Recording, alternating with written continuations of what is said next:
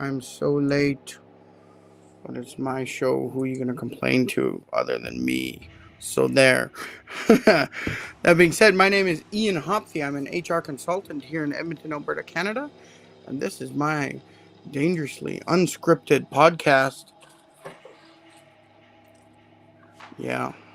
Ah, too much light, too much light. My.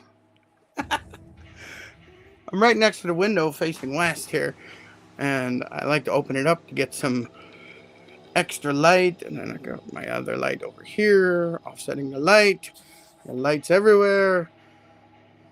Oh, that pile of boxes I have here. This is for when I'm shipping things out for my Friday shows when I go live on Whatnot.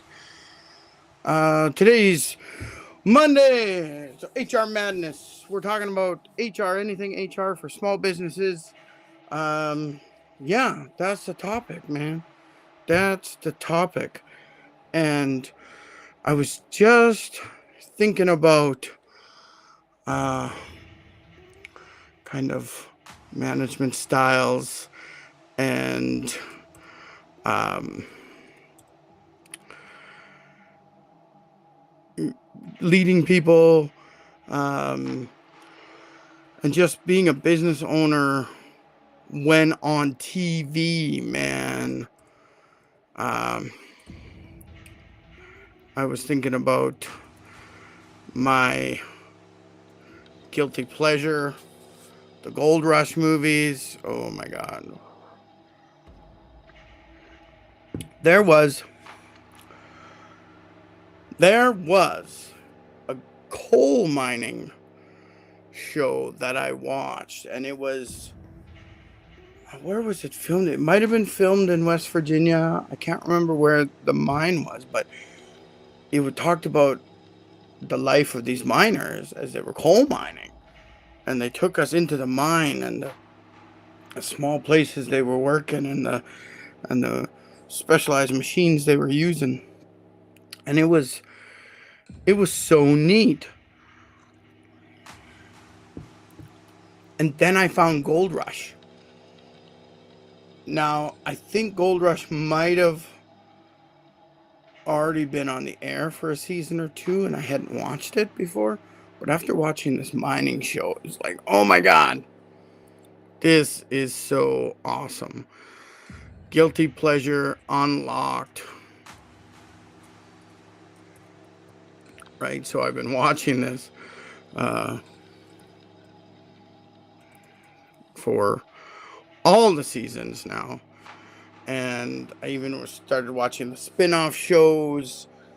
And I think really, really my favorite is Mine Rescue with Freddie and Juan.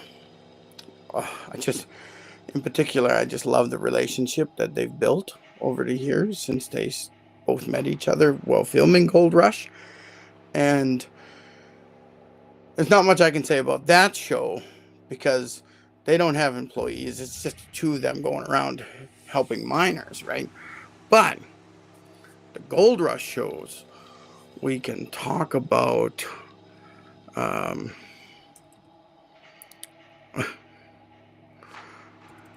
the Hoffmans. All right, they started the show. We can talk about the Hoffmans and their management style. We can talk about Tony Beats and his management style. We can talk about Parker Schnabel, right?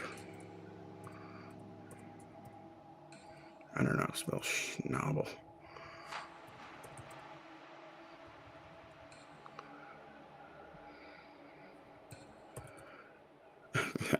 I'm just trying to write in my notes so I don't forget what I want to talk about.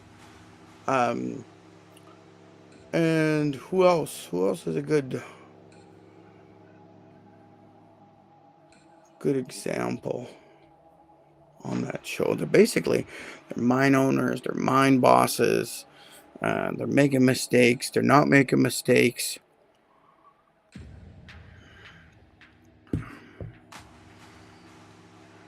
So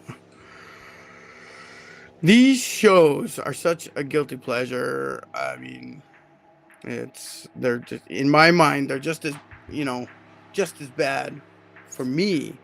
My wife just loves watching Sister Wives. Now, don't get me wrong.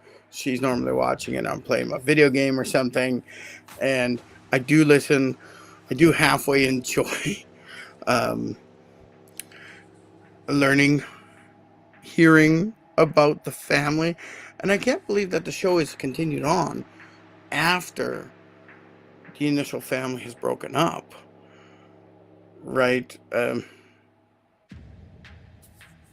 The initial husband. Oh my God, his name just left me all of a sudden. Well, anyway, um, he's had three divorces since he married his fourth wife, and the show's still going. The show's still going. It's like people are enjoying the show more now that this plural family has broken apart. I mean, there's still just these family dynamics, massive, large family dynamics going on there. And that's probably what everybody likes. Now, who else? We got the Gold Rush shows, but we also have Ice Cold Gold. I just finished the last season of that. There was 3 seasons of that. And this is about a team of prospectors going to Greenland. So I want to talk a little bit about that too. But what's the other show? Bering Sea Gold.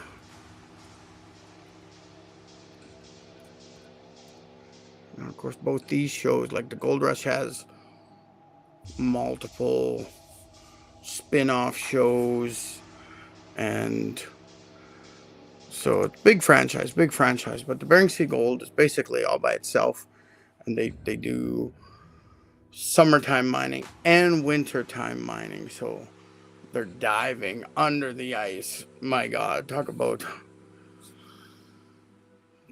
needing danger pay, man.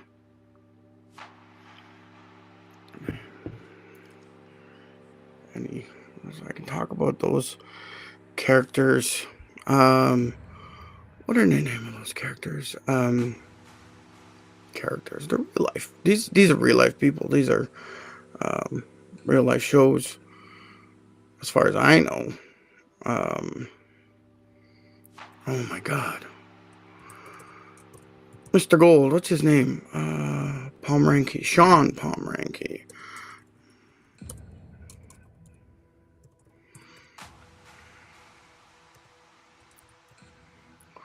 Right, and I think the other one I want to is the old guy, Vernon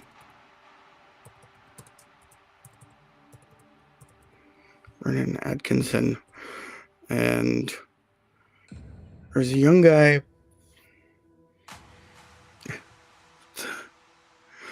The Irish guys, my God, the young guy who took over the company from his dad, Chris Kelly, and his family. I mean, yeah, let's talk about them. Let's talk this Monday about management leadership styles of these real life people that are on TV. And I want to, I'll just go through the ones I can really think about that I know have some issues or have improved or have always been good.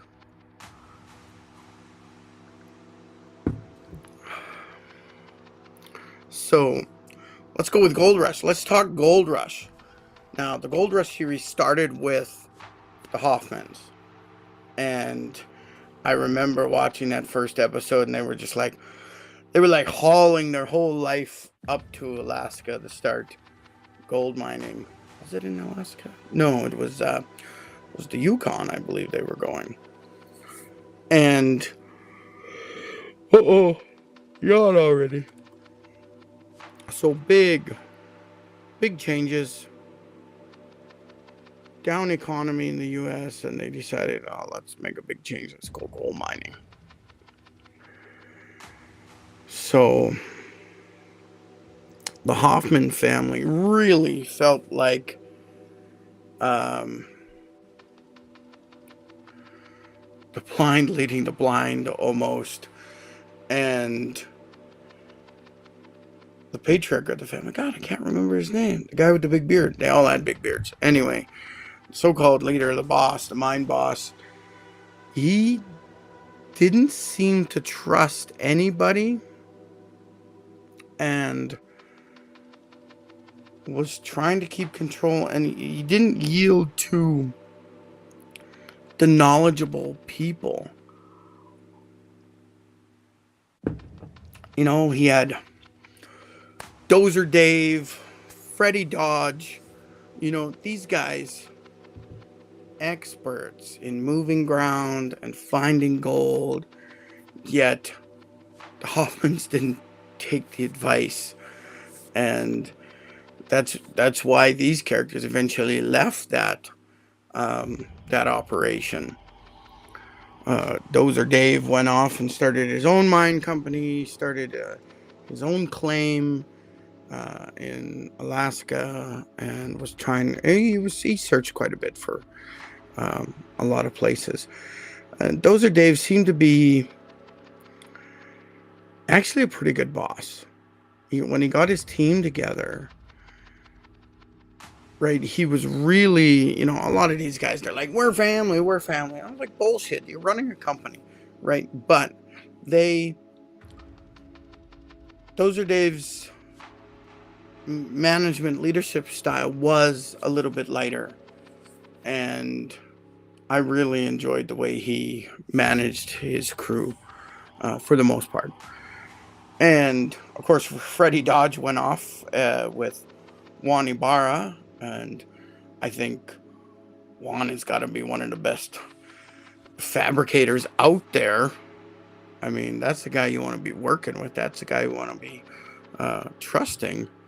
Anyway, they went off and they're doing their show, and I just love their show. Mine Rescue. I think that's the best show out there right now. So we started off Gold Rush with the Hoffmans, and we slowly started to expand out the different groups, and the ones that really stand out, of course, Parker Schnabel. He was 16 on that first season of Gold Rush, and he was just this cocky little kid across the river who knew how to run heavy equipment and had learned from his grandfather how to mine. And he had the ability to just play around on that mine site and learn, dig holes and wherever he thought the gold might be. And when he was younger, he was really cocky about trying to lead the team. The first year he was given the reins to try to run the mine, run the team, and this is youth, this is inexperience. It's very hard to be a proper leader, because when we're all that age, we all think we know everything. When I was 19 and started my first business, it was very hard for me. And in hindsight, it was mainly youth. And so Schnabel, you know, Parker's going through this, trying to manage people that are 4 and 5 times older than him, right? Like these old grizzly miners that have been running the mine site with his grandpa for like the last 20 years, right? And first off, that's gotta be a kick in the butt. You don't get promoted to mine boss, you end up having to work for the boss's grandson, right? That's got to be a hard place to be. So kudos to any of those guys that stayed with the crew for any length of time dealing with this young manager, this new mine boss.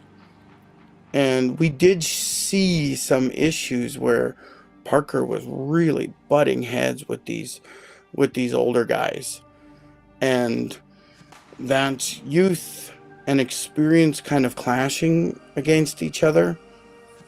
And that's a hard place to be. And I mean, for the young person who's the boss and for the older people. And I've been in situations where I've been 10 plus years older than my supervisor, and I felt I was getting along just fine, doing my job, listening to what they're telling me to do. And then the clash came. And I completely didn't understand what this young person is doing. You know, like, I'm almost 30. He's barely 21. He's trying to tell me what to do. Like, I'd injured my back. It was an old back injury. I'd been dealing with it for 10 years at that point, and it went out. I spent 2 solid weeks just laying. Like, I couldn't do anything else. I couldn't sit. It hurt. I couldn't stand. It hurt. I couldn't walk. It hurt. All I could do was just lay there and wait for it to heal up. I was going to the chiropractor, trying to get those visits in, and it took a long time for it to heal up. Within that window, this young supervisor, this young manager called me up and absolutely just got mad at me on the phone. And I was like, I'm sorry, I have to hang up on you right now, because if I don't, I will get mad. And he goaded me on. He was like, you should be mad. You should get mad. And I'm like, I'm sorry. I quit. Do not call me back or message me. So we already had text at that point. I can't remember what year that was. Anyway, I told him not to call me back or text me back because I quit. That was it. I was trying so hard to be a good employee to this person that was younger than me. There was only probably just less than 10 years. It was like 9 years difference between us. But his attitude showed that he had this youthful inexperience. Good thing and a bad thing. When we're that young, when we're mid-20s or younger, we have a real I know it all type of attitude. And it's not necessarily about knowing it all. It's how you present yourself. You may be an expert. You may absolutely know it all. But you need to find a way to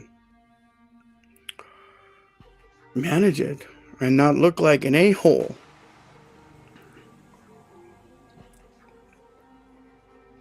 So, and I didn't. I mean, and a lot of days I still feel like I can't manage my attitude towards some people. This is a lifelong thing. This is what all managers and leaders need to be dealing with.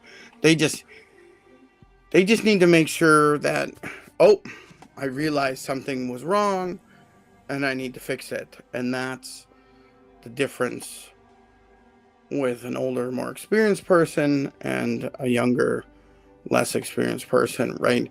The ability to say, I messed up, and that's a learning moment, right? If more youth was like that, younger people would grow faster, mentally, professionally. They would grow faster. So we're looking at Parker Schnabel when he was younger from Gold Rush, and he had these issues. I want to come back to Parker later. So we had the Hoffmans. They always felt like they couldn't manage nobody, and they certainly weren't taking the proper advice from the experts in the industry. They just basically, this is our money. we're doing it my way, we're doing it our way, right? Like, so it was real abrasive. I want to talk about Tony Beats. Tony Beats didn't come into the Gold Rush family until Parker started his operation in the Yukon. And again, it's a family operation. Tony Beats had his 2 sons and his daughter working for him, and his wife did all the book work for the company, and I think his best friend worked for him, and they had some extended family who come work for them, and they must have had they definitely had a crew of 20 to 50 people working for them. I couldn't quite figure out how many, but they had a fairly big, they were a good sized small business. And here in Alberta, I consider a small business anything less than 99 employees and making 5 million or less. So actually the Beats, with that money number, they probably would be considered a medium-sized business. Certainly not a large business, but there's a little bit bigger than a small business, kind of the money-wise. They might have less people than 99, but they're certainly making more money. So Tony, the thing about the Gold Rush show, when Tony talks, they always put captions on the screen, and he's always swearing. Like, every second word out of Tony's mouth is beep, and he has no patience for young people that don't know what they're doing. If there's a mistake, he yells at them. He yells at everybody, right? And this is because, I don't know, I never seen a person with worse gold fever, I think, at this point, because he really only cared about making the gold and getting the gold. And when you're that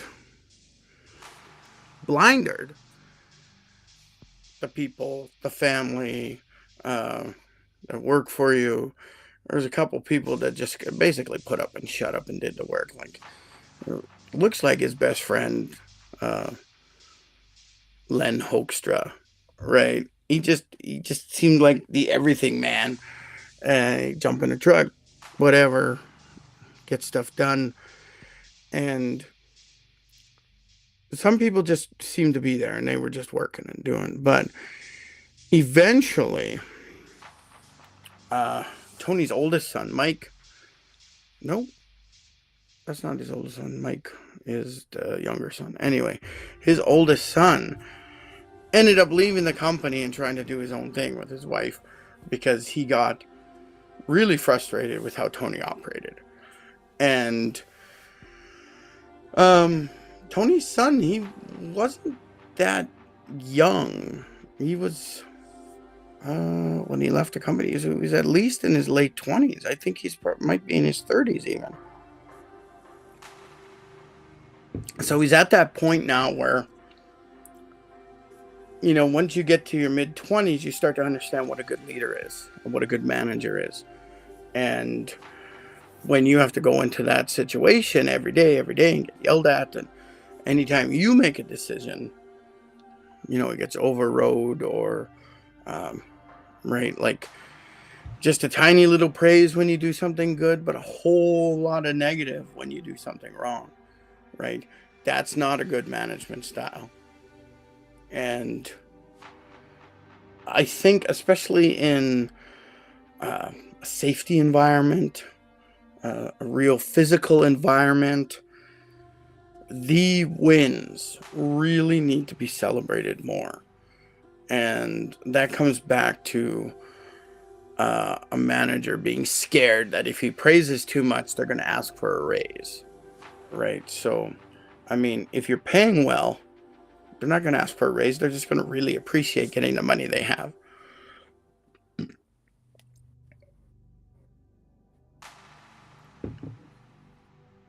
So I'm getting some wicked heartburn this morning. So if I fall over dead, it's your fault. So that's Tony's style. He's not so good. And I just feel like the Hoffmans, Tony, would improve or change or learn over time. They're older men. I don't think they're going to change. I don't think they're going to learn. They've got too much 20, 30 plus years of experience being the boss in the industry. That's all they know. So they don't think there's any other way to improve the situation. But imagine if Tony and the Hoffmans were really great bosses, really great leaders. Tony can make a lot of money, but that's because he's constantly pushing and constantly behind everyone. Basically, he's got the whip out and he's just go, go, go, and not everybody excels in that environment. Very few people actually excel in that environment. And if he could have, over the years, changed his management styles and learned some better tricks, skills,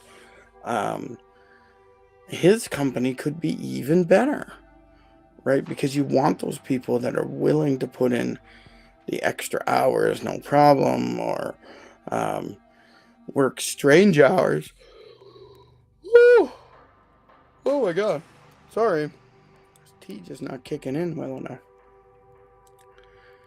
So there would be a lot fewer issues within that organization if management was better. Now, coming back to Parker. Now, I talked about him already, and he was very young, had to learn a lot. In the later seasons of Gold Rush, I have noticed a really big change in his leadership style. Big change. He is becoming an amazing leader. He's now in his mid to late 20s. And over that 10 plus years of being the boss, I could see the change. He changed for the better. He still gets upset and sad that something bad happens, but he is getting really good at showing his appreciation for his team members, and he's really good at empowering them. He says, you guys are the mine bosses, you're running your own operations over there, and he's really starting to trust them. And that's allowing his mine bosses or his crew bosses to really excel and do some amazing work. Parker shows up on the mine site and he's like, oh, we got to get this done, got to get that done. Okay, you guys handle that. And then he leaves. He comes back a week later and he's like, you guys did a really great job at getting this done. I really like that you did this. We need to work on this though and get this finished, right? Like, he's not freaking out. He's not yelling at everybody. And at the end of each episode, when they're doing their gold way, even if it's a bad way, he's still like, thanks guys, you worked really hard. I really appreciate like he is turning into the boss. Now, unless he's a totally different person off camera, I don't know. But on camera, he's growing, he's learning. We are seeing someone becoming a really great mine boss. I mean, if the show keeps up for another 10 years and he's in his mid to late 30s, I think he could be really amazing. He's showing some massive improvement. He's from that whiny 16-year-old who's complaining about everybody else not doing anything and having people quit on him. I mean, now he's busy trying to empower his foreman, and he's realizing that he needs to change and become a better manager. So I think it's really great. We look at, we're going to shift over to Bering Sea Gold now. Bering Sea Gold is not just gold mining, it is dredging. So they go out on the ocean and they dive down to whatever depth they're allowed to, or else they'll get sick with the bends and stuff like that. So they're out there usually 30, 35 feet into the water. And they got this dredger, and it's sucking up the gold and sand and all the dirt. And, so they're diving. They're in a dive suit. They're getting pumped oxygen with, the fancy equipment up on the boat above them. And a real dangerous environment. I mean, it's more than just being on a mine site. Being on a mine site is a very dangerous place, and you got to be very safety conscious, because you have a lot of heavy equipment doing a lot of different things. You got people moving around. I mean, and you got the added people of a film crew following around multiple people, and it's just like, oh my God. So you've got extra people on your job site, man, and it's already a dangerous place. So this is a dangerous show to be filming and making. But Bering Sea Gold takes it to the next level, because not only is it dangerous in the safety wise, it's dangerous, really life threatening. You're going someplace where you can't survive as a human being. It's like going up into space. You can't survive up there without the suit, without the capsule, right? So when you are diving for the gold under the water, now I had seen a little bit of this dredging being done on some of the gold rush shows, but all they talked about was dredging in a river, right? And the river was maybe a foot, 2 feet deep type thing, and that's what they were dredging and sucking up. And it's usually a calm little river or whatever. But this is another level, man. So I mean, you're not just a safety organization, you're going beyond that. It's just beyond safety. And it's hard watching some of these shows, because you're like, oh my God, where's your life vest? Where's your where's the backup pump for the oxygen? I saw one dredger where they had this extra large air tank. So the air pump would pump air into this air tank, and anytime the air tank would get below a certain level, the pump would turn on. And this was a really big tank, so that if the air pump ever went out, the diver would still have X amount of minutes. I think it was something silly. It was 30 minutes or something. They had a lot of extra oxygen that they could use. And I'm thinking, why isn't every dredge using that system? And why isn't there automatically a second pump? I mean, this is space safety, man. This is confined space times 2, right? This is. So why don't you have a extremely large tank, 2 pumps for air? I mean, I could care less about the engines needed to run the dredge itself and create the suction. I could care less about that. Yeah, go ahead, have one engine running that. But the person, your diver, or you, why isn't there a double safety? And I'm thinking to myself, these people are doing such a dangerous job, and they're doing it so loosey-goosey. And I'm just thinking, oh, someone should be arrested every season because the cops are going to watch this show, or the safety inspector is going to watch the show and see how freaking dangerous it is. I mean, come on now. Why?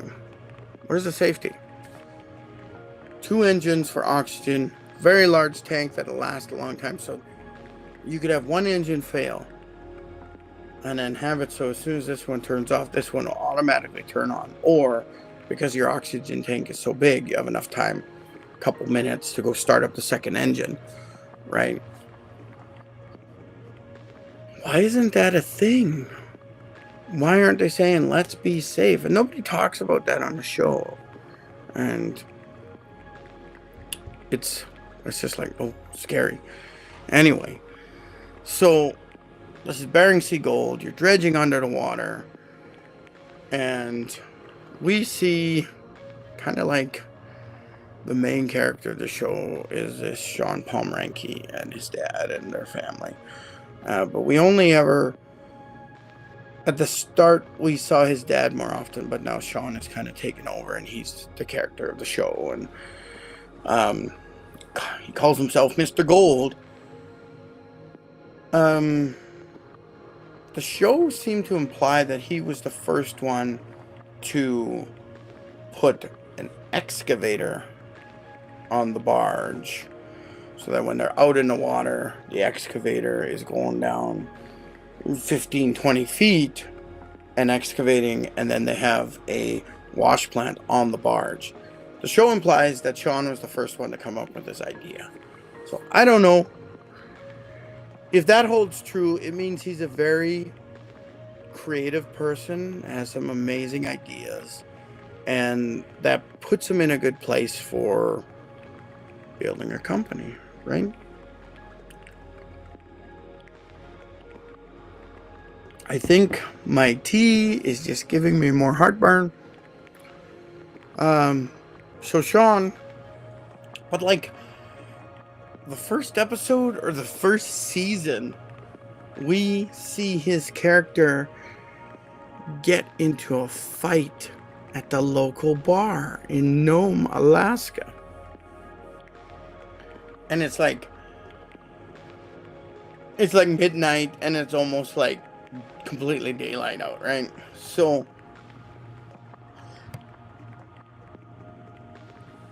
he gets in a fight at the bar, and I'm thinking, this is just a young guy who drinks too much, smokes too much. There's no way he's ever going to be a good boss. And he, over the course of the show, he changes. Not as much as I would say Parker Schnabel has changed on Gold Rush. But we see Sean, now that he's older. I don't know how old he was that first episode. It would have been, or that first season, he would have been like, probably his like 30s, like his early 30s.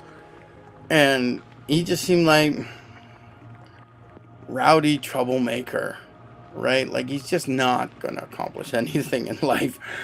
And it switches. He becomes a better worker for his dad and trying to take over the company.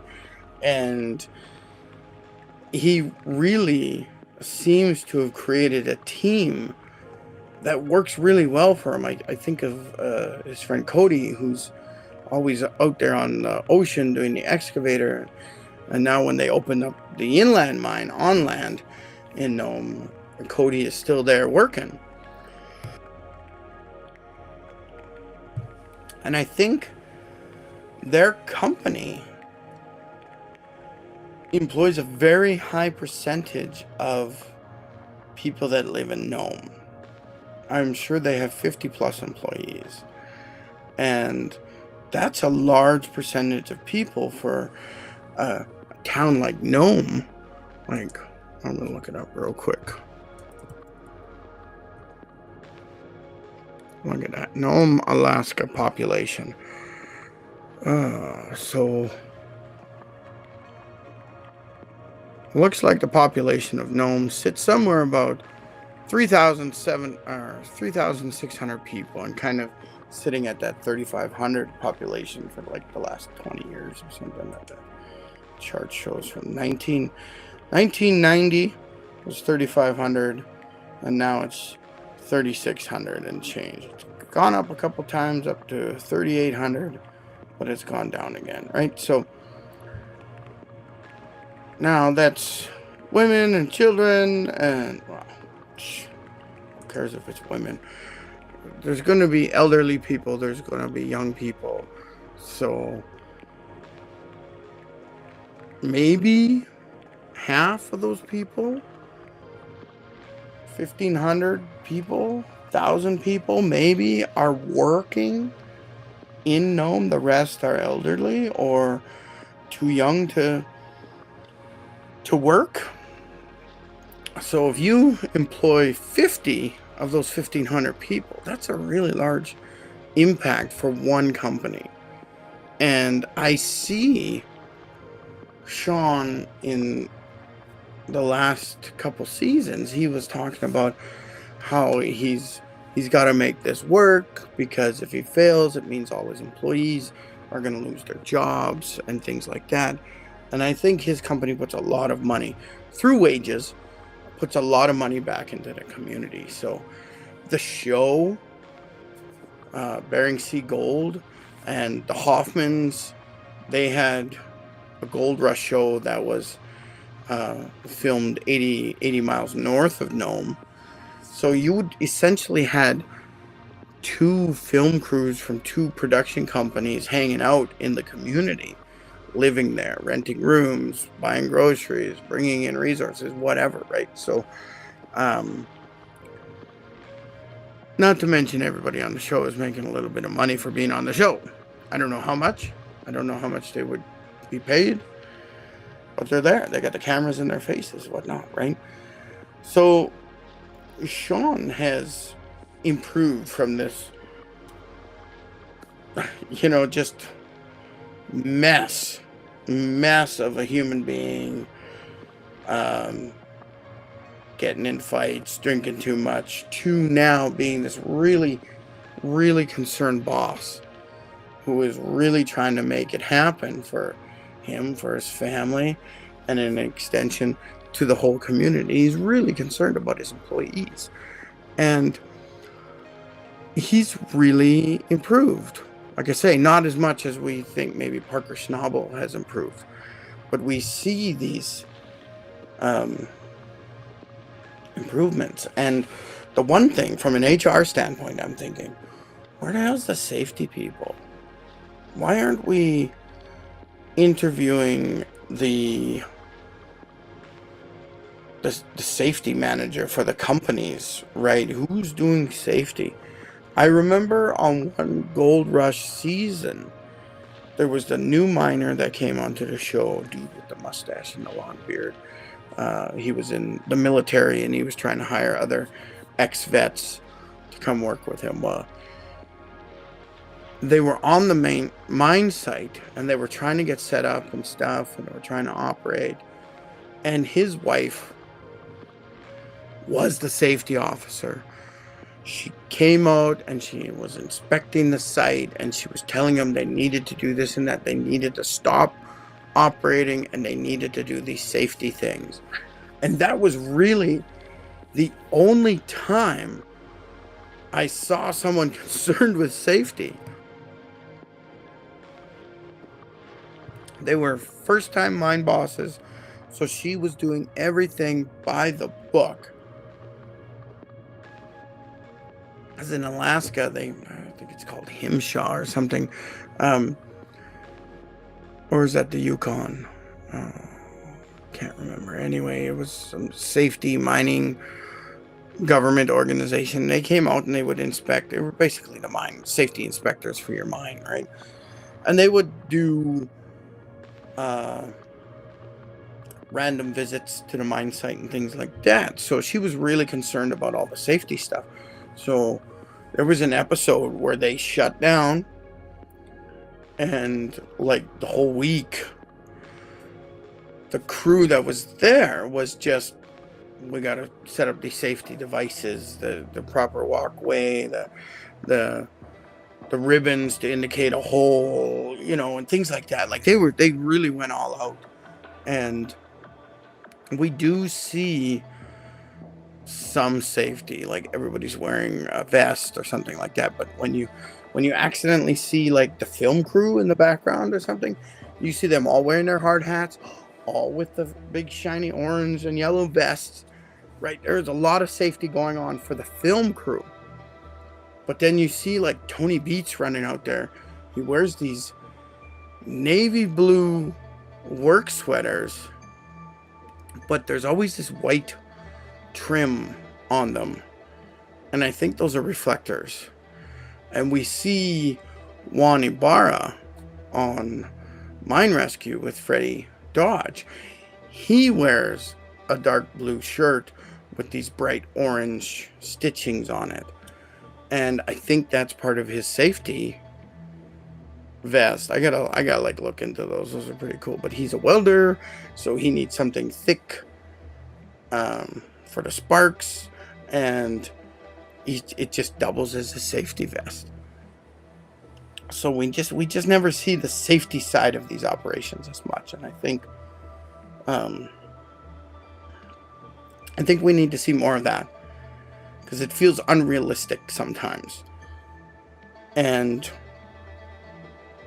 they would always show, every now and again, you'd get like, oh, there's some white truck on the mine site. I think safety people is here to mine whatever, right? And they're trying to shut down the mine or whatever. It felt like we saw more of that early on with the Gold Rush series. And my phone thinks I was talking to it just now when I said that S word for multiple episodes of something. Thought I was talking to it. Well, why isn't there more of that? I mean, okay, maybe it's boring, but it really feels like everybody on these shows is operating fast and loose. Just let's get it done and hope the safety people don't show up. And safety is under the umbrella of human resources, because human resources deals with everything to do with people. So Indigenous relations, which I also do, is a subset of human resources. Safety is a subset of human resources. And we don't consider that as much, because a construction company or something like that will hire a safety manager who takes over that whole section, that whole protocol of being safe on the site, on the work site. But it's still part of HR as far as I'm concerned. So your HR manager would manage the different departments within HR. Recruitment, advising, compensation, what else? The safety's in there, the Indigenous EDI stuff in there, anything EDI, the training. That's all under the umbrella of HR. But we don't really see that, and we think HR. I think a lot of times people think HR is payroll. Payroll is not an HR function. Payroll is a finance department function, has nothing to do with HR other than making sure timesheets are filled out. And that might even be taken away from HR. HR hires the people, has people sign the contracts, and then has them fill out all their paperwork. And all that paperwork goes to finance to set up their pay. It's not an HR job. Get out of here. I hate those job ads that say HR and payroll position. Screw that. I don't even put my name in for that. I don't want to do payroll. I was working in compensation department once, which is part of HR, because compensation they do the research on how much we should be paying people and reclassifying jobs and, kind of like the final step in giving someone a raise or whatever, right? They create the pay grids and things like that. But they also approve overtime. And I've been in organizations where I was the one inputting the overtime. I would get like this physical document that showed everybody's overtime, and then I would have to put it into the financial system. And that was the extent of dealing with payroll. Once it was in the financial system, payroll did their thing. The finance department did their thing.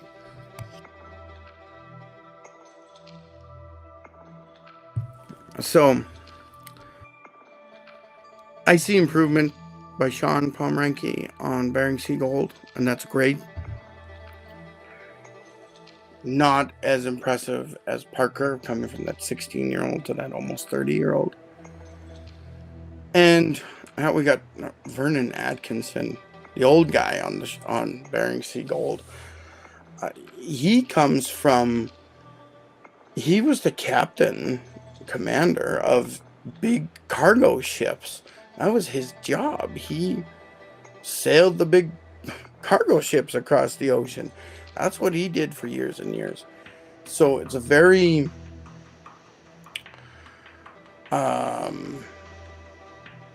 almost military style, right? You're on a ship, you've got ranks, everyone's got their orders and their duties, right? It's very organized, very hierarchical environment. And I think we can see in Vernon's attitude that he is not used to dealing with the workers, the low-level people, the people actually doing the task.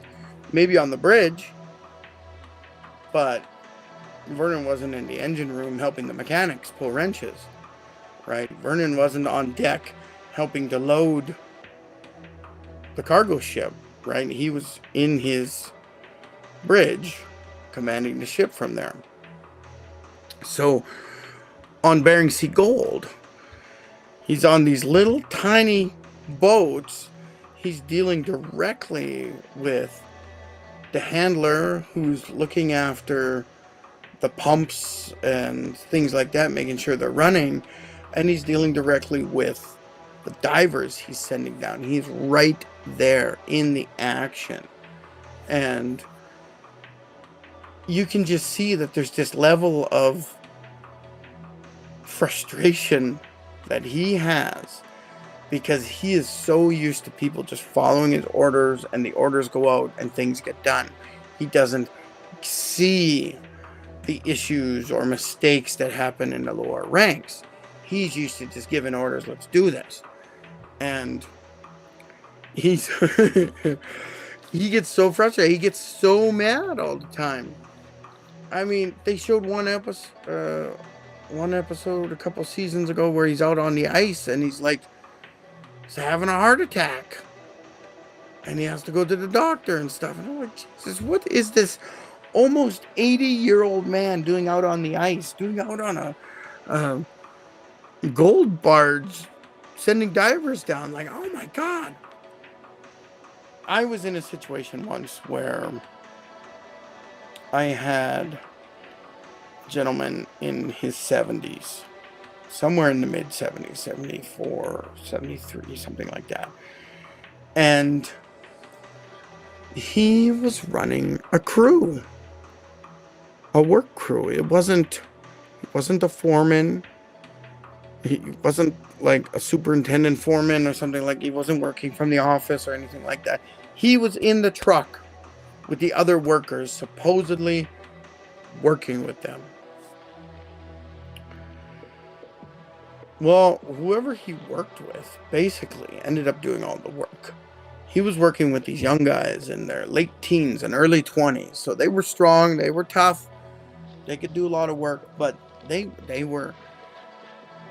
was complaints starting to come in that they did all the work. It was supposed to be a two-man crew, But all this older gentleman did was drive the truck around from site to site. He really didn't help with the actual work.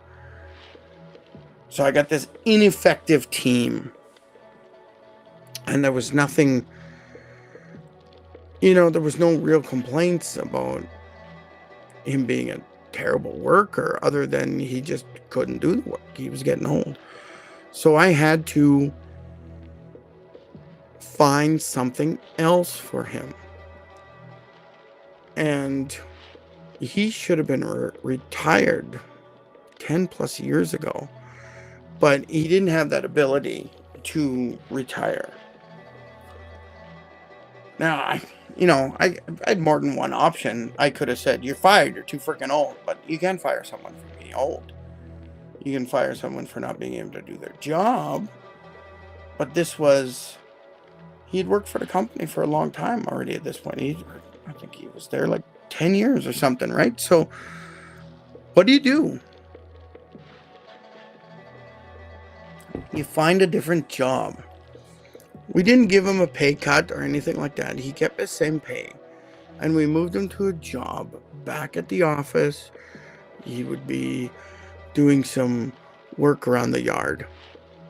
And this was a better position because he basically put him into a split shift. He was there in the morning when all the crews were loading up their trucks, and he was helping them make sure they had their equipment. And then he would leave for like 4 hours. And he actually enjoyed it because he could go have lunch with his friends or visit with people during the day. All the people that were in his age category that weren't working anymore. And then he would come back in the evening and he would make sure that all the equipment came back on the trucks, the crew trucks that had went out. I mean, it was a good compromise because he liked getting up early. He still liked working, but I couldn't have him on a crew where his age was slowing down that crew. So now we could get a second body on that crew that was as able-bodied as the young people that were on that crew, right? So it allowed us to transition. And I think that's an amazing thing you could do if you can have these old-time workers. You can't have them out there in the oil field or the construction field or on a dangerous job site when they're that old. They still might be capable, but it's perception. Perception's a big thing. What if he did have a heart attack out there and drove the truck into a river and killed his whole crew? Right? We start thinking of these things. It's very hard to be not ageist.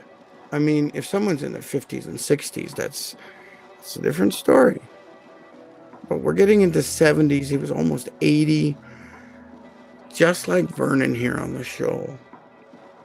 Vernon, he's almost 80. And he's still doing this stuff. The thing is, he's the boss. So he can continue doing that. If he's going to have a heart attack out on the ice or out on the ocean, fine, that's his prerogative, right? But if he was working for somebody else, if somebody else owned that company, I know I wouldn't be putting him out there. I'd be like, no, Vernon, you work from the office and you just manage the crews or whatever, right? Like, you manage the orders and supplies, right? Like, that's where I'd put him. I wouldn't be putting him in danger on the ice or on the open ocean. That's my tea all gone. I need more to drink. So yeah, it's you absolutely want these older, experienced people within your organization. It's so hard to not be ageist because you're thinking this person isn't going to fit in, this person is old school, or this person is going to fall over and have a heart attack in the middle of work. I mean, that's their prerogative. If they ended up having a heart attack at work, that's their prerogative. Cheap viewers on steamboot.com. Thank you, spammer. Thank you, spammer from Twitch. Oh, nothing like getting a free comment from a spammer. Thank you, thank you, thank you. Now, turn that off. No more spammers. It feels like it comes in at about an hour. If I'm on for now, that was exactly 1 hour. That spam message, that spam text came in. Anyway, Vernon, your elderly employees, they are so valuable. Use them, but put them in a situation where they're not going to be a safety issue, right? And it's just your more elderly, older employees, you just gradually bring them in from the field. Like, oh, we need you to do some paperwork each day, so you're only going to go out in the field for 6 hours a day, not 8 hours a day. Or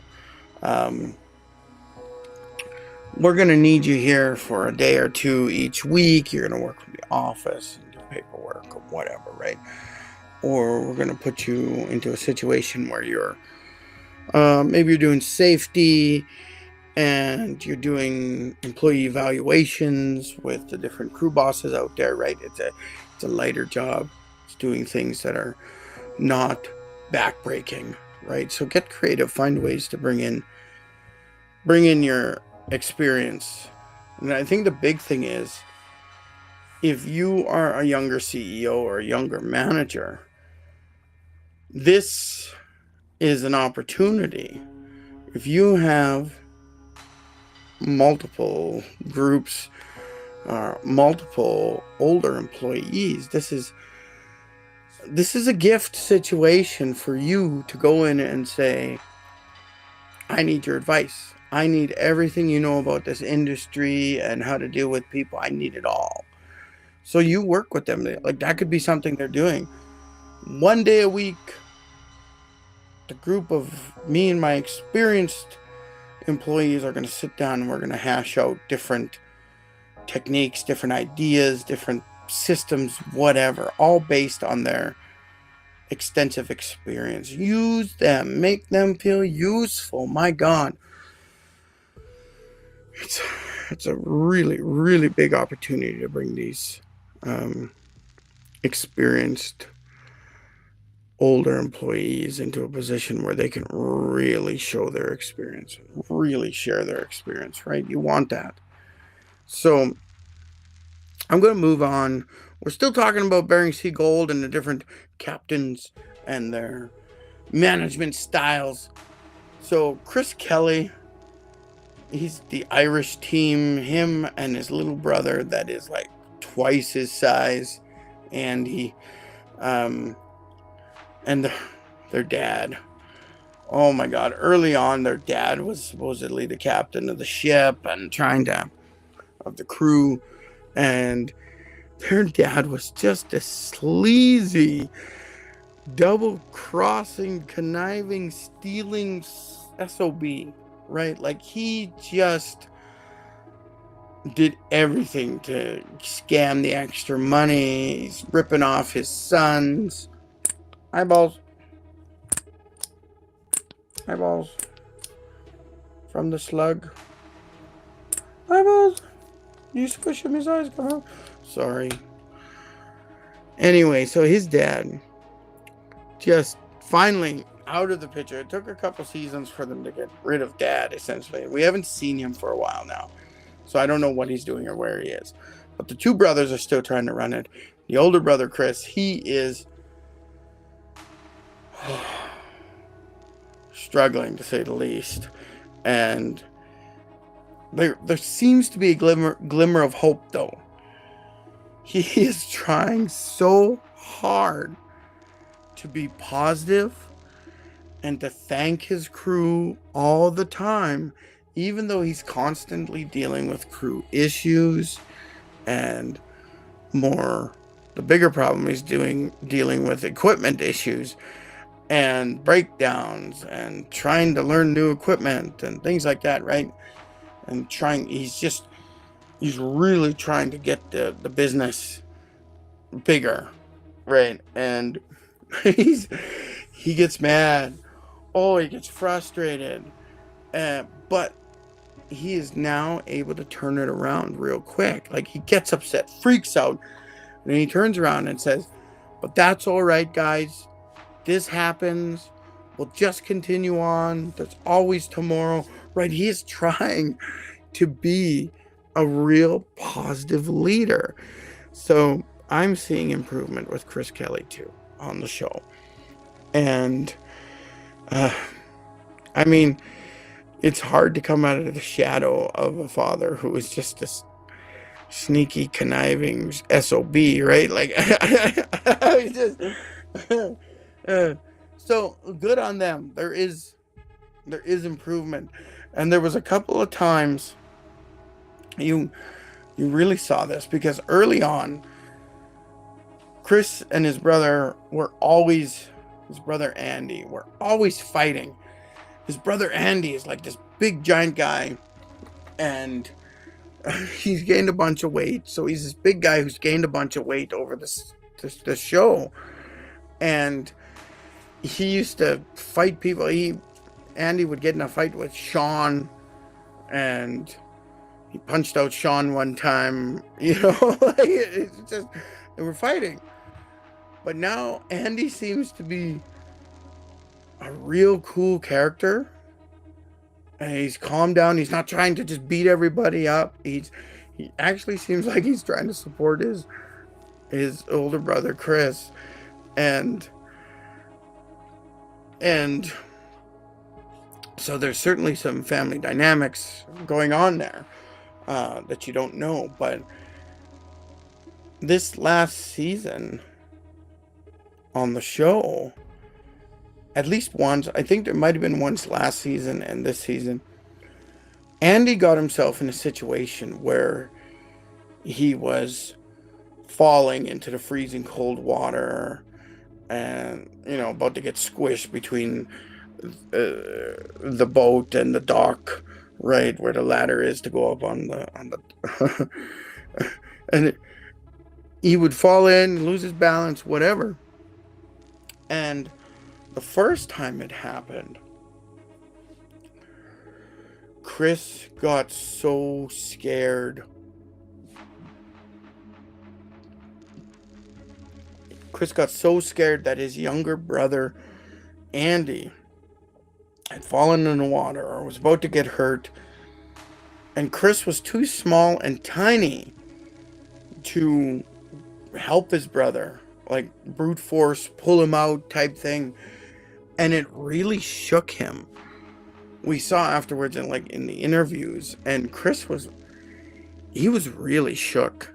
He was just like, there was nothing I could do to help my brother. Like he was really concerned. And that was part of this change that Chris was going through.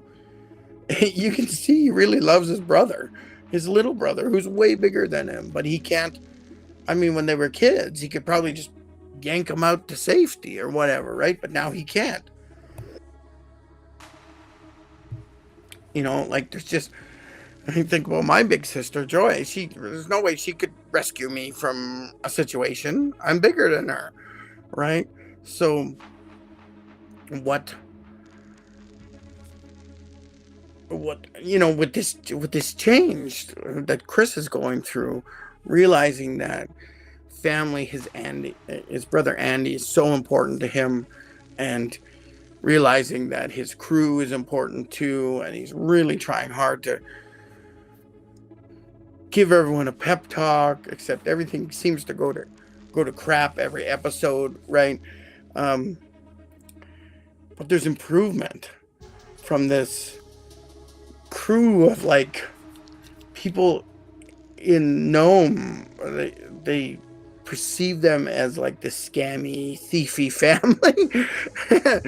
And Chris has worked really hard to try to show that they are more than just this dirty family running around trying to scam everybody, right? So, and he's had to really leverage things and make a change. And I really think I really enjoy watching their segments on the show now, because I'm seeing the improvement, and seeing, the changes within Chris, and how he really cares for his little brother Andy, and they're starting to have kids now, so Chris is like, oh, I got to look after my family and things like that, right? So it's a change. It's a real change, and I'm proud of them for that. But now he's trying to be this leader, this manager, and that's great. That's great. So we talked about Gold Rush. We talked about Bering Sea Gold. I'm going to talk a little bit about the show Ice Cold Gold. There was 3 seasons. I don't think there's a 4th season coming. I just finished, or I think I've got like 20 minutes left of the last episode of season 3, and I'll watch that when I find some lunch after the show here today. But it is this team of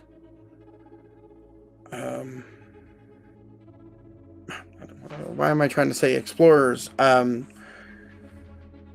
Prospecting. They are prospecting for precious metals and resources, right? That's their primary prospecting.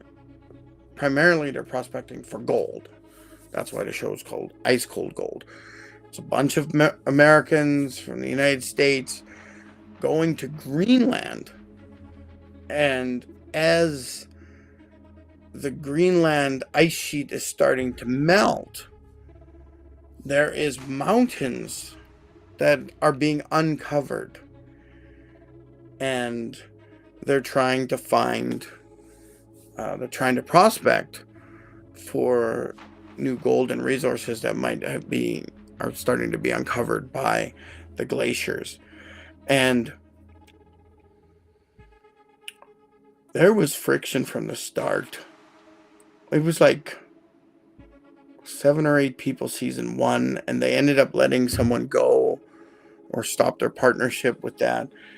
And season 2 and season 3, it was real friction. The organization, supposedly, they set up this business. Every person there was an equal partner in the business. But it seems like they made CEO or managing partner the geologist, the expert geologist. And they made him in charge of the company, essentially. So he would spend months during the summer researching satellite images and trying to figure out where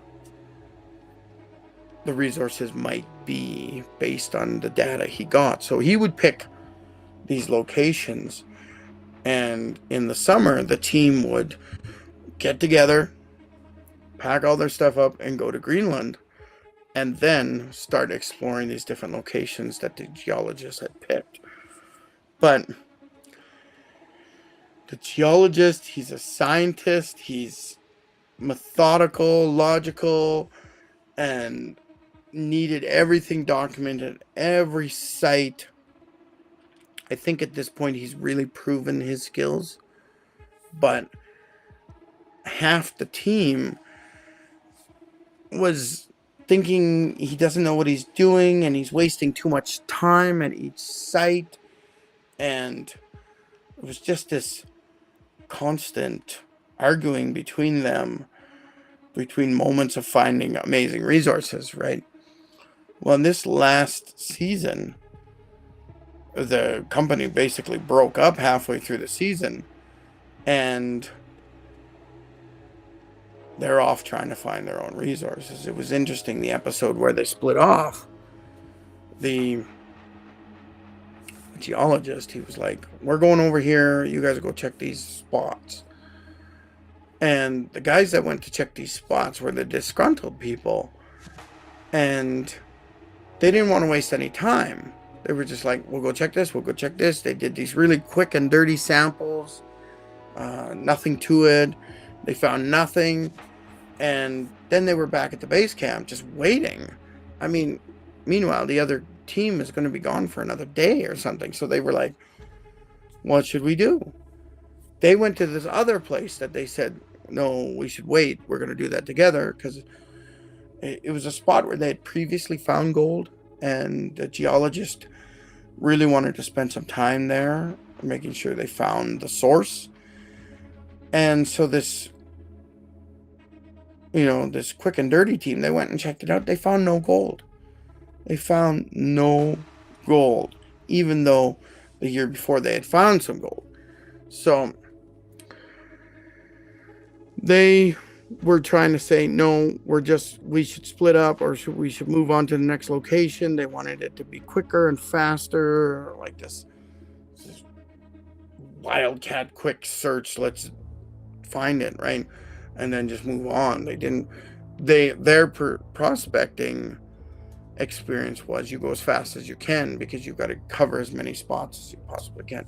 Where the geologist was, let's do it right. Let's do a proper search, right? Things like that. So there was this real difference in the company and the management style. Well, the geologist convinced them to all go the next day and do a proper search of that one spot where they had found the gold before.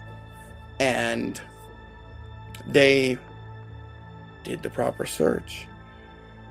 And they brought back samples and found gold in multiple samples. And they actually found the source of the gold in multiple locations in that spot. Whereas the first team had found nothing. Their quick and dirty method, they found nothing. So the geologist, in my mind, right there, had proved that he knew his stuff.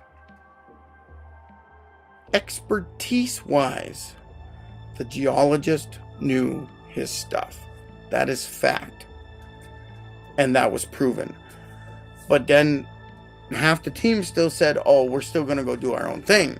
They basically just ignored the fact that they just messed up royally. And if they had messed up at this spot, the other two spots they had done the quick and dirty check on, there could still be gold there. Someone would still have to go back and double check that, but they didn't talk about those other two. Anyway, looking at what the real problem was, it was communication skills. In any organization or operation, you need to communicate. You can't, because you're the expert, or you're the owner, or you're the manager, or you're the leader, you can't keep everything to yourself. You have to communicate the plan, the dream, the process. Everything needs to be communicated to your team. And the expert geologist, who proved himself at being able to find resources, was not a communicator.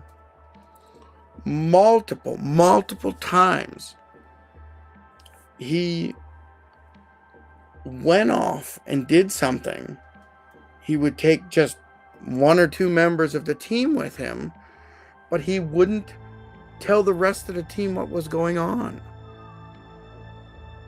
I mean, they were trying to repair some equipment before they went to the next location. And the geologist took one of the team members with him, not telling anyone else on the team what was going on. He was going to go quickly check another site, and he just brought one person with him.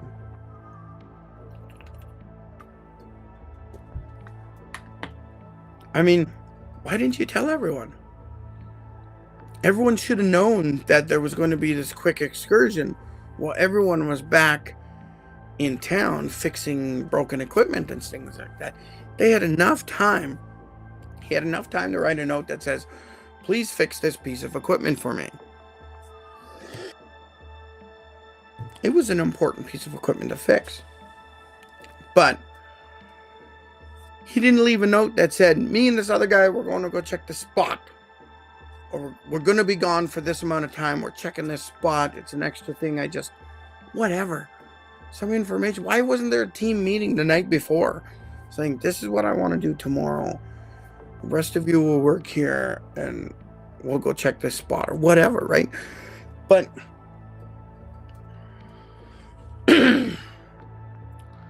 they were in dire straits with equipment. They had a helicopter drop one of their loads and it smashed all over the Greenland barren ice scape. And they were trying to fix some equipment that got damaged. And so most of the team was back trying to fix this, and they were all rushing. They didn't know where anyone was, so they were rushing. And the one guy injured himself on a drill, like ripped off like a chunk of skin off his finger, and ended up having to go to the hospital. So that further slowed them down on trying to fix things and get ready. And they just weren't informed on what happened. I mean, you are going to a very dangerous place in the world. The Inuit who've been there for 5,000 plus years, they know how to survive there. But the average person from the United States does not know how to survive there. Heck, me being indigenous and learning stuff from my father growing up, I would have a very hard time surviving on my own in the bush, right? So when I think about these city folk, I mean, they're all experts in their own fields, right? They were drillers, the geologists, they were prospectors and miners, and right, they all brought a specific skill to the organization that would be needed in these prospecting missions. And so that's important. But do they all have survival skills? Do they, like, I mean, I feel like they should have spent some money and everybody should have taken certain survival courses and safety courses and mountain climbing courses, and like they should have gone through this rigorous training the first year and not even gone to Greenland, right? It should have been just all let's all get trained to make sure we're all safe. And they could have created some team building exercises, so when they got into those situations, this would become second nature in helping each other and protecting each other in these dangerous and wilderness. And I don't feel like they did that. It was just a bunch of cowboys, right? They went out there and thought they knew everything. And they didn't communicate. What was the plan on, this is our full plan, this is the itinerary, each day this is what we're planning on doing. If something goes wrong, these are some contingency plans. And then every morning they should have had a team meeting, or every night before bed. They should have had a team meeting so everybody knew what was happening that day or the next day. Everybody should have knew that the geologist dude was going to take off with one person and go check something out, right? If the plan changes, even a sliver, you need to inform your team. So communicating in any organization is vitally important. It is life or death in some situations. Construction, mining, trekking through God knows where. communication is the most important thing. Yes, if you're just in an office environment, maybe the communication isn't as important, but you could still have that one communication meeting each week to say, this is the plan this week. Me as the owner, I'll be gone this day to go talk to this company. Right? Everybody continues doing this, working on that. Right? Like, it's not that hard. It's not that hard to communicate. I think we have a lot of small business owners or new managers. They seem to feel like they don't need to give the full picture or the full information about what's going on to the individual team members. But from an HR standpoint, that's vital information. I need to know as an employee where I fit. Where me as the cog in the machine, where do I fit? What am I working with and where is it going afterwards? What step in the process am I? Right? Too often we create the silos and it's like, you're just doing this, don't worry about anything else, you just do this function. I can't improve this function for the organization without knowing what's happening before me and after me. And what the whole picture is, what the whole process is, what the whole system is. I need to know that as a cog in the machine. I need to know that so I can do improvements, give feedback, and feel appreciated. The cog in the machine. You're not just a cog in the machine. Everything runs through you. The whole machine is dependent on every cog in that machine. Right? It's not. We see lots of examples where multi-million dollars, multi-billion dollars operations get shut down because of one piece of equipment or one person, one function that ends abruptly or is damaged or whatever, right? We see this. We've seen this. You know, all these gold mining shows. The engine breaks down. We can't run our wash plant, right? Or the front end loader breaks down, and we can't load the wash plant anymore, right? If you're not washing rocks, you're not making gold. The person who's supposed to be prospecting and finding the next spot for us to dig is out sick, and they're going to be gone for the next month. So we have the inexperienced person trying to find our next cut to get the gold. And that's maybe a mistake, right? But if there was communication, the guy who was doing the prospecting is communicating with multiple people saying, this is my plan this year. We're working on this cut right now. Based on our previous cut, I think the gold vein is going this way. So if anything happens to me, I would suggest the next cut being in this place, right? Like, without that simple communication, the next place is, it looks like it's in line like this, but we saw the gold vein changing. So the next cut was supposed to be over here. Instead, they do it here in line because the new prospector didn't know what the plan was and doesn't know the geology of the location, right?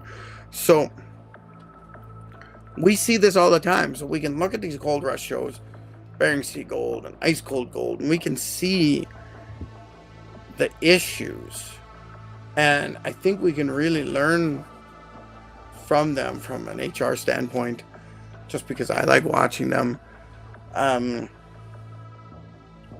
So I think it's interesting. If we watch a show, our favorite show, whatever you might be watching, pay attention to the leader, the manager. How are they operating? And are they growing? Are they staying the same? Are they creating an environment that constantly improves the organization as a whole? Pay attention to that stuff. And you might really learn something. I watch these shows and I'm like, what are you doing? Why didn't you let anybody know? Like, why?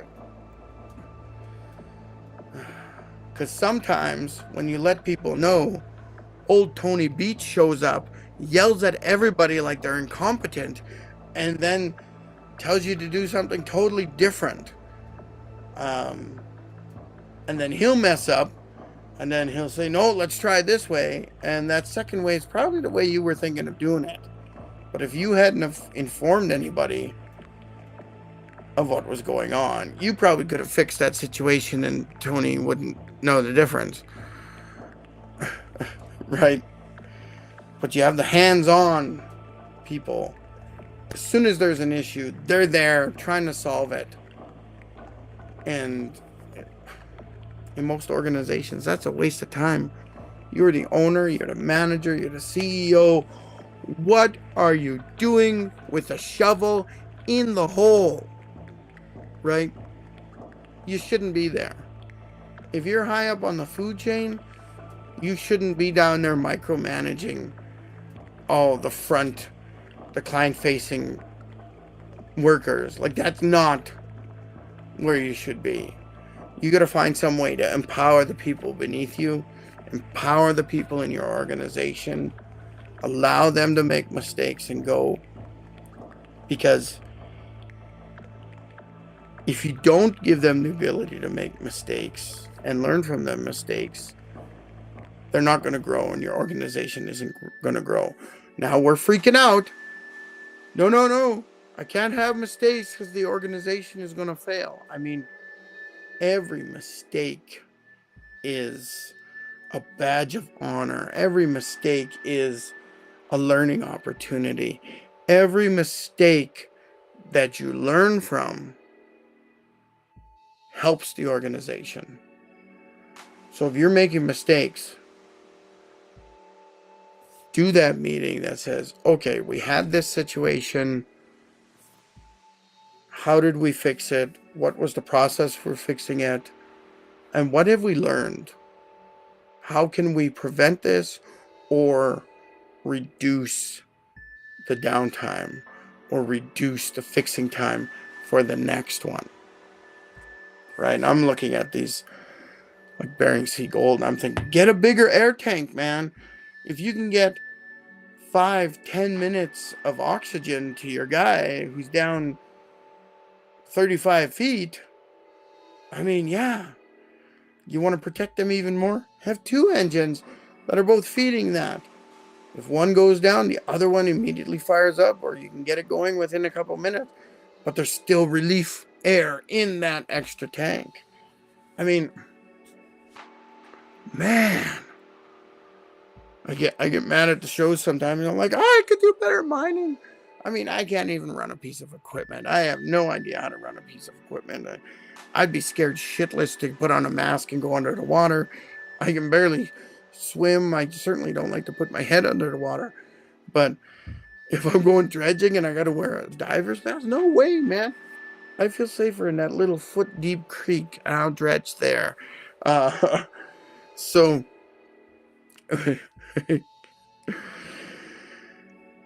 we all think we can do something better than everyone else. And the reality is, there's no way I could do as good as any of these guys. I am not a mining expert. There's no way I could be successful as a miner. But could I improve each of their organizations? Absolutely. I remember one season where Parker Schnabel called in, and I think she was like an efficiency person. She examined every step of the mining process and the organization. She cost a lot of money. But Parker, he was already starting into being a good manager, a good mine boss. So he knew he had to get some outside eyes and got this efficiency expert in. it was a great season because she showed up and she started looking at things, and um, things like moving the wash plant closer to the cut.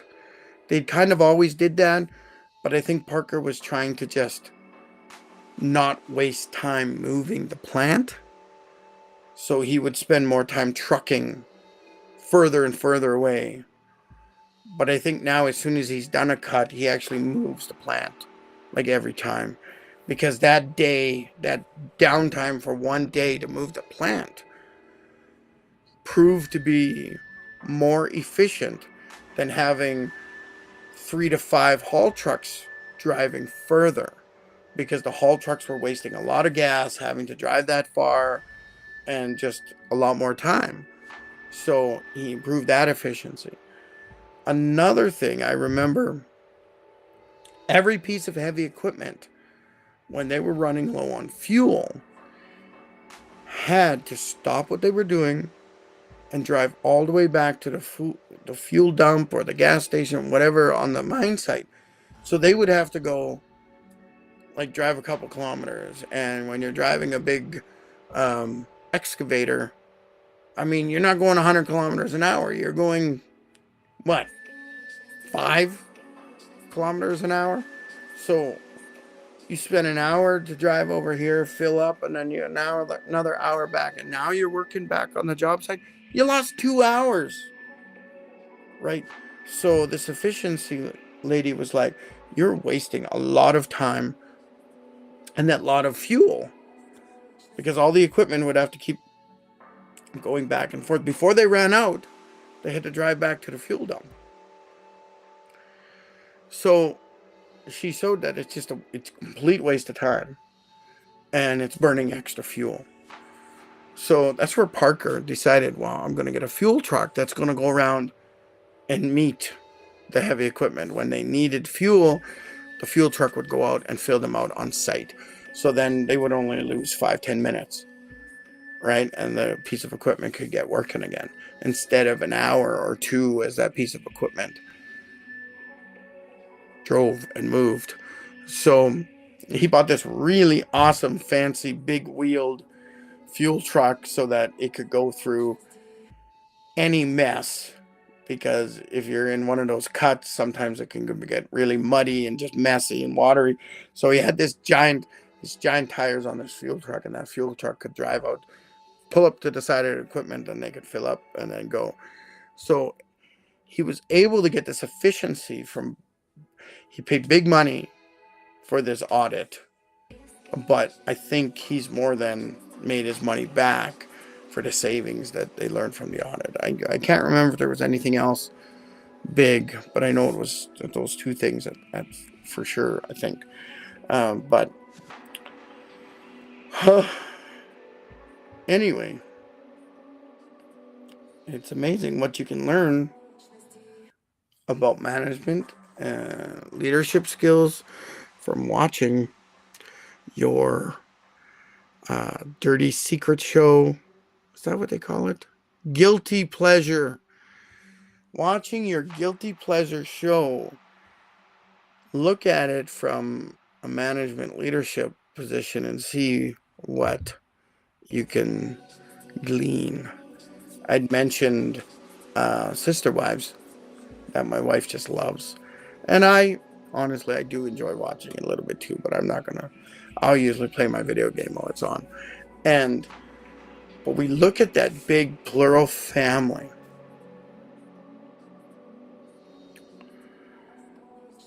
One husband with 4 wives, and I think it was up to like 21 kids, and now he's got grandkids coming, and of course all his kids' spouses. It's just a massive family. Statistical nightmare, in my opinion. And him and the wives used to work as like a team, but that seemed to disappear. It was, I guess, when they were living in one house, it was like a duplex, triplex, or something like that, and it had doors cut between the units. So kind of each wife had her own space, but they were still acting like one family. So they kind of worked together as a team. But when they moved to Vegas, they all got their own house. So each wife had their own house in a cul-de-sac. And Cody was running from house to house, looking after family, dealing with stuff. But I feel like at that point, he really started to shut down for his wives. I don't think they were communicating properly anymore. And when they moved to Flagstaff out of Las Vegas, he wanted to build a big house on this property they had all bought as a family. And he wanted this big house that essentially had like 4 units and a little space for himself. And so each wife had their own unit, but they were all connected by like this joint family room, big kitchen, and he had some space up above, like a loft area, right? So I love that plan. I wanted to see that made because it would have brought the team back together essentially under one roof so that they could start working as a team again. But at this point, marriages were starting to fall apart, and he was starting to lose communication with his kids as they got older. Like, so-called leader of the family, this dad. And I still see it now. You know, he's divorced 3 of the wives, and he is drastically losing touch with his children. And that is sad. And I freak out at my end. It's like, you need to put in the effort, man. No matter what disagreements you're having with your children or whatever, you need to keep up that relationship with each of them. And I keep saying something like, each evening, plan to call a different child. Each evening, make sure that child knows that they will be getting a call from their dad. Right? At the very least, a call. If he's living with the children, then he can, the younger children, then he can at least be present. And if they're close by, maybe he could also be present. Right? You are connected with your family once you have children forever. You're connected with your spouse forever. So you need to keep these relationships maybe not successful, but at least workable. There has to be communication. He has to continue to communicate with each of his ex-wives and his current wife, and he needs to take time to say, this is my special time to speak, to communicate with this child. And being a highly religious family, you would think that that was important. It doesn't have to be 4 hours a time. But certainly, can you imagine getting a call from your dad while you're in your 20s, going to university or whatever, or living in a different state, of, I don't know, at least once a month? Because you got 30 days. He doesn't have 30 children. 20-some children, I believe. And so you would get a call from your dad at least once a month. That's better than nothing. I mean, he's divorced, but he's still got to be busy. He's got some major, major responsibility that he's not doing. He's not concentrating enough on the family. It might seem like he is. In the show, he's always like running ragged no matter what. But it's that special time, that one. You can't communicate as one whole family anymore because you've broken up. So you still need to keep that individual communication open with everybody in the family. And he's going to have to start making slots for grandchildren now once they get old enough, right? So how do you do this? He's got to become a full-time traveling parent and show up at all these locations. Like each weekend, he should be going to a different town so that he can meet with all the family members he has in that town. I mean, I don't have any kids, and I've got 3 cats. Me and my wife, I think we have enough issues. But 20 some kids, 4 wives, um, new in-laws popping up as the kids have their spouses showing up, and it's a big job. It's a big job. So yeah, I can see why the show continues on. And maybe nobody wants them to succeed, and maybe Cody is the dad. You could tell over the seasons that he kind of lost it a little bit. Like he was go, go, go, always positive, trying to be with everybody. I mean, that might have wore on him. Because now he's communicating less with the wives, he's communicating less with the children, he's loving his 4th wife and just trying to be there for dad, for their children in that family unit. But he's got a lot of stuff to deal with. So I hope they figure it out. I hope he figures it out. I hope he doesn't have a heart attack because it becomes too much for him. Right? So yeah. Watch these shows. See, they're like, that's like Cody's management style. It's just gone to hell, right? Like it's just he can't manage it anymore. The crew's too big. The team's too big. Because now he's not depending on each wife to help with those relationships with those children. He's now got to take over the relationship for each one of those children. And we know from a management point of view, you are communicating with a certain amount of people as a manager, and that tops out 8 to 10 people. If you have 8 to 10 reports, you are maxed out. That's all the people that you can properly manage within an organization.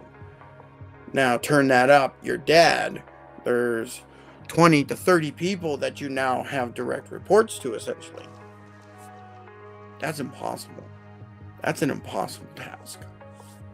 So I don't see him working hard enough to fix that. So, yeah. Watch your favorite shows. Check out your management styles. And I always watch, we watch Grey's Anatomy. We've watched it since day one. And, well, I think we started after 5 or 10 seasons or something like that. We watched them all. So watching the management style change within the hospital and things like that, that's enjoyable to me. I think that's the best aspect. I like watching, seeing how they reacting and learning as managers, as going from interns to attendings to running the hospital, essentially, right? So it's fun watching that. But yeah, I'm gonna let you go. If you want to see any or all my links, that's the QR code in the top right hand corner. And something I was going to mention here. Oh, I forgot to put up ask your questions. And I also forgot to do the now trending at the start. I was going to do it, but I thought to myself, I just want to talk about Gold Rush and the management styles that I see. So I went there instead. So all my links, QR code in the top hand corner. Also, it's right here in front of me. if you want to go check out my links, you want to connect with me, you want to get some of my HR services or whatnot, you want to check out my sister's Indigenous art websites, Facebook group, it's all there on the list. You want to pick up my ebook, The Stop Staff Drama in 5 Days, you go there. You go there and you click on that and you get that ebook. And it's an amazing start. It's kind of this nice step-by-step little what you should do. So it's not that confusing. It's not really hard work, but it's something that you can start implementing now and hopefully see improvement within 5 days. If not, there's also a link to my larger ebook with more advanced HR tactics. If you're ready for that, you got to get that ebook. Anyway, the link is linktr.ee/IanTheHRPro. Go check that out. And yeah, I'll remove that. And I'm going to let you guys go. I've been on for an hour and 15 minutes. We talked about Gold Rush today and management styles. Yeah. I think that was fun. I had fun. I don't care if you didn't have fun. I had fun. That being said, contact me if you want to get some advice from me with HR. Okay. Just tomorrow's Indigenous week. No live stream, no podcast tomorrow. It is my wife's birthday. I want to make sure I'm off for her. So that's the most important thing to me. Wednesday is going to be side gigs, side hustles, aka small business marketing. Thursday is Career Club. We talk about resumes, cover letters, job hunts, all that good stuff. And Monday's today, Tuesday no show, Wednesday, Thursday, Friday. Friday is the fun and games. Last Friday I did the live social selling on Whatnot. I'm not going to be doing the live social selling this week. I have booked a Whatnot show for next Friday during my regular time, and we'll do it again then. But this Friday, right, fun and games, we'll talk about anything popular culture, Magic the Gathering, Dungeons and Dragons, whatever you want to talk about, movies, music, all that good stuff, books, right? Anyway, I'm gonna let you go. Thank you, everybody.